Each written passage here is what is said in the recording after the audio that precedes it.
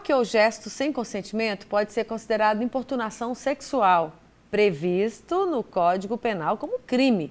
Em todo o estado foram registradas 300 ocorrências ano passado, segundo a Secretaria Estadual de Segurança Pública, mas às vezes muitos casos nem chegam ao conhecimento das autoridades. E aí a gente vai conversar mais uma vez com o Ralph, que está com uma oficial da Polícia Militar que trabalha na patrulha da mulher, especialmente para entender, Ralph, se é possível a mulher ou a pessoa que está sendo vítima de importunação adotar algum tipo de comportamento ou medida ali na hora, de repente, para conter o que está acontecendo e depois denunciar, obviamente. Pois é, Josielma, está com a gente aqui a Major Roberta, da Polícia Militar, que traz essas orientações aqui para a gente a respeito desse assunto. Major, obrigado pela participação. Qual que é esse caminho, então, em casos de assédio, importunação, para que esses casos cheguem, né, ao conhecimento da Polícia Militar, possam ser denunciados da forma correta? Então, bom dia a todos e todas. Quando esse crime acontece, o ideal é que a mulher acione a Polícia Militar por meio do 190. Então, liga no 190, se ele estiver acontecendo naquele exato momento. Mas também tem a possibilidade dela ir até uma delegacia, se ela tiver as informações desse autor, e fazer essa denúncia lá também.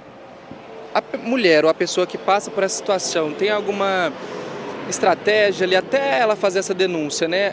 Ela está desconfiando que está acontecendo alguma coisa, alguma orientação para que ela possa tomar alguma atitude antes de fazer essa denúncia? Então, a primeira coisa que ela tem que fazer é buscar uma proteção. Porque eu falo assim, que às vezes a importunação sexual ela acontece em ambiente público, na rua, no ônibus, em uma festa. Então, o ideal é que ela primeiro se autopreserve, né, se proteja e depois faça acionamento da Polícia Militar. Esse tipo de crime, às vezes, gera uma dúvida, né, a gente, assim, de saber se ele realmente está acontecendo. E nesses casos, o corpo fala, né, então existe aquele incômodo inicial que você fala, não, isso não tem que estar acontecendo nesse exato momento, não é para acontecer. Então, acionar a Polícia Militar quando perceber qualquer conduta que tem esse cunho sexual, que não é normal para estar acontecendo ali, e acionar a gente que a gente vai até lá.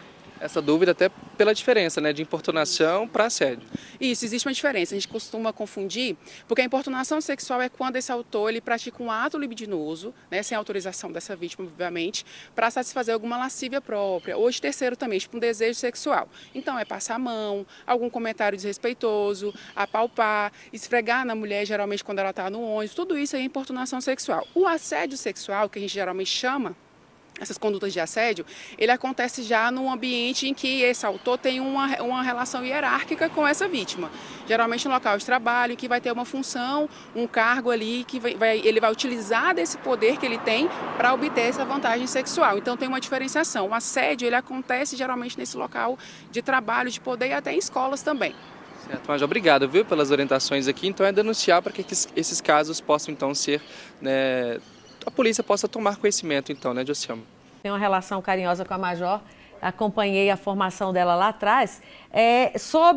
Cabe à mulher provar ali a importunação de alguma forma, ou ela pode chamar o pessoal que está ali no entorno, se for no transporte coletivo, por exemplo, como testemunha. Às vezes as pessoas nem querem se envolver testemunhando alguma coisa. O que essa mulher faz para dizer, olha, esse homem está me importunando? Ela tem que provar essa importunação?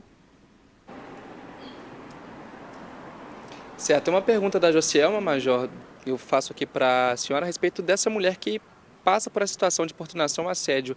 De que forma ela tem que provar isso quando ela faz essa denúncia? Ou se acontece, por exemplo, no transporte público, chamar alguém que presenciou para poder, né, ajudar ela nesses casos? Como é que é essa situação? Olha, essa pergunta é bem interessante porque é justamente devido à questão da dificuldade dessa denúncia. Porque quando acontece em local público, ela não conhece esse agressor, esse autor. Então é até um ponto bem interessante que a gente tem que falar como sociedade. As pessoas que estão próximas, que vivenciaram, que presenciaram esse momento, elas têm que dar esse suporte também.